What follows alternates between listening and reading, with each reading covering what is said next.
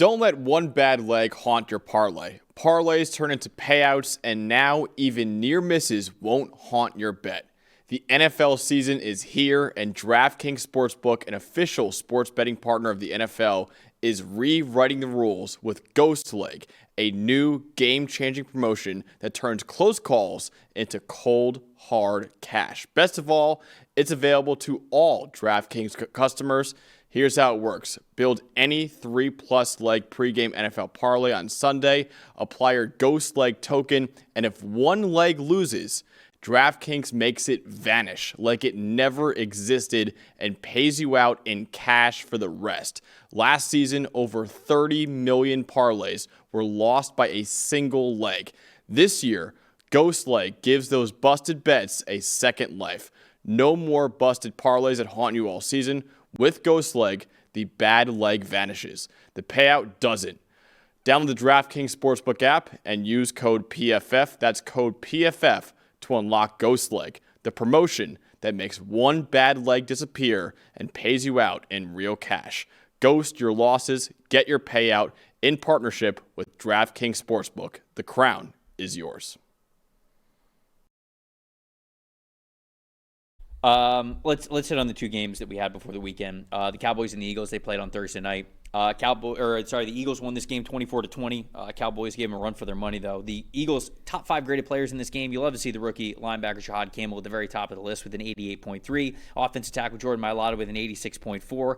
Center Cam Jurgens with a 73.9. Cornerback Cooper DeJean with a 71.4. Defensive tackle Jordan Davis with a 71.2. Jalen Hurts in this game at 88.6. And then on Dallas' side of things, safety Malik Hooker was at the top of the list with a 76.3. Safety Donovan Wilson with a 74.4. Edge rusher Marshawn Neal in a 73.1. Defensive tackle Osa Odigizua with a 72.1. Cooper Beebe, their center, with a 70.4. And then Dak Prescott. Look at Dak.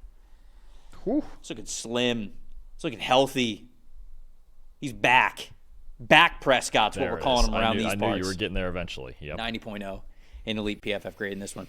Really quick, just to have to tell the story. It's most impressive, most disappointing. We're hitting it real quick. For various reasons, neither team could get a pass rush. They only combined for 1 sack in this game. The Cowboys, obviously, because they traded Micah Parsons. Who?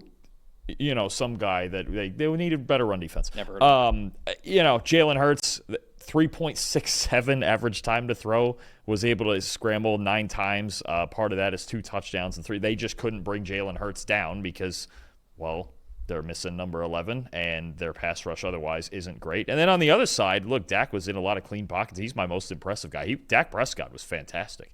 86.1 passer rate, 4 big-time throws, 2 of them on the final drive, and CeeDee Lamb dropped them both. CeeDee Lamb with 4 drops on the night, a really rough night. Yeah, brutal. No, I mean, Prescott was great. Hurts was great in his own way, albeit conservative and doing it more with his legs. I mean, you just got, when you leave 2 good quarterbacks, this many clean pockets on both sides. And you know what, for the Eagles, I'll just throw it out there. Part of the reason they couldn't rush the passer is because we're spitting on people before the game even starts and getting ejected. So, I mean, their pass rush without Jalen Carter and without Josh Sweat, obviously. Did you see Dak spit at him on the ground? Whatever, the second guy always gets caught. Unfortunately. That's what they say. Yeah. So, I mean, between Jalen Carter and your guy for the Florida Gators, it's just apparently a trend to just spit on people on a football field. So, that just goes. But really, the Eagles' defensive line was legitimately worse in this game than they should have been because Jalen Carter didn't play a single snap. Mm-hmm. Can't have that. We just learned how important he is to this team.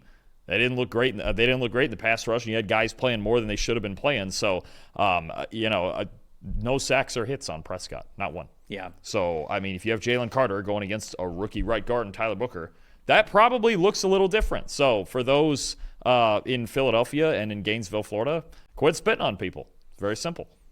Almost made it 3.5 hours in the show without you bringing up. I saved the best for last. Florida. Thanks, appreciate it. Congrats to USF, Tampa people. The stat told the story. Obviously, I think the defense is a little bit different when Jalen Carter's out there. He's one of the best defensive players that we have in the NFL. But I think the big takeaway here was, one, I think the Cowboys aren't going to be as big of a pushover as we thought they were going to be, even without Micah Parsons, right? If Dak's playing that way, they're going to be competitive every single week. So I think that is a stat that told the story and a major takeaway here. But I also just wonder, the Eagles' offense was not very explosive in this game, and I thought it was a defense where they could have looked explosive against them, and they were not. And you combine that with the defense that was not as good as it was last season, missing Josh Sweat and Milton Williams and obviously Jalen Carter. You're just missing a handful of players. When you look at Jalen Hurts in this game, 4.5 average depth of target, less than 5 yards of an average depth of target for Jalen Hurts, 3.67 time to throw. I mean, he's hanging on the ball forever. He was scrambling, and he was just looking for the things that were very low risk for him. 0 turnover where he plays. But the Eagles were 29th in total explosive plays last year. And then they were in explosive plays for the offense. And then they were 7th in completion percentage on those plays, though. So they didn't attempt a lot of explosive plays, but they completed a lot of them when they attempted them. I'm wondering if it's going to kind of be the same thing this year, but underrated story. Their defense had so many turnovers last year. Yeah. They were so elite at deep coverage. Nobody got explosive plays on the Eagles defense. And in fact, when you attempted them, not only did you not catch them, they caught them.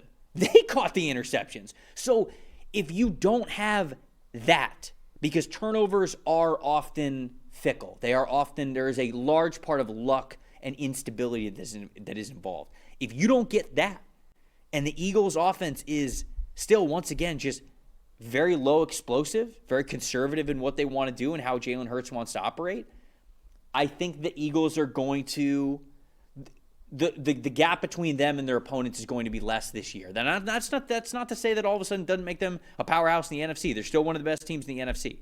But I think they seemed more beatable in week 1, if that's the identity of the team moving forward, even without Jalen Carter and factoring that back in. Oh, they lost a few pieces on defense. I think an underrated storyline is Kellen Moore leaving to be the head coach of the Saints, and now Kevin Patullo being their new offensive coordinator, and what that adjustment would look like. And you're right, there are probably more games this year that Jalen Hurts will have to make more plays with his arm, right? He was great in the last 2 games in the NFC title game in the Super Bowl last year, but prior to those 2 games, I believe he was 30th in the NFL in passing grade, right? So, and he was great with his legs in this game, and the Cowboys couldn't bring him down, but it was inconsistent. And they're not. And maybe Saquon Barkley won't run. He's probably not going to run for 2,000 yards this year. So you're going to need some more answers. And even on the other side of the ball, Dak Prescott had a really nice night, and he was picking on certain guys in coverage, and obviously the rookie linebacker Campbell played well, and I'll say this much.